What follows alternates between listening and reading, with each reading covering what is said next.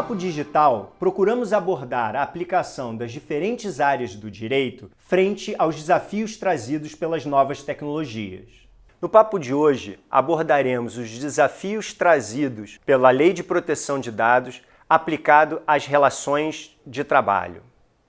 A Lei Geral de Proteção de Dados ela passa a ser importante nas relações de trabalho na medida em que o empregador ele tem acesso a todo tipo de dado do seu empregado. E dados que são dados relevantes, dados sensíveis, muitas vezes. Por exemplo, idade, cor, preferência religiosa, até o nome social do empregado, o empregador tem que ter acesso, porque ele tem que informar isso no E-Social. Os dados dos colaboradores das empresas são coletados desde o processo de recrutamento e seleção, a contratação, até o final de um contrato de trabalho.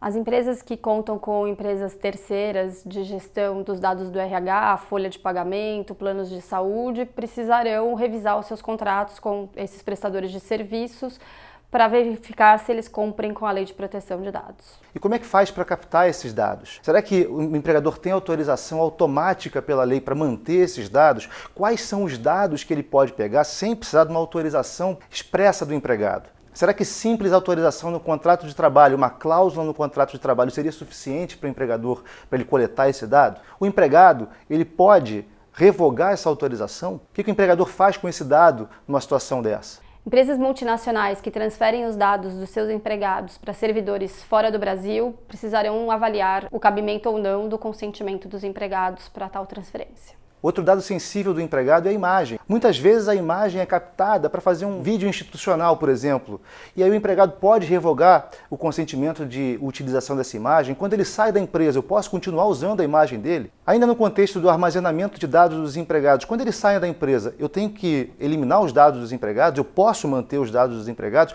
Por quanto tempo eu posso manter os dados dos empregados? A legislação do trabalho, ela exige que a empresa guarde os dados dos empregados por um tempo. Como é que ela conversa com a Lei de Proteção de Dados nessa obrigação?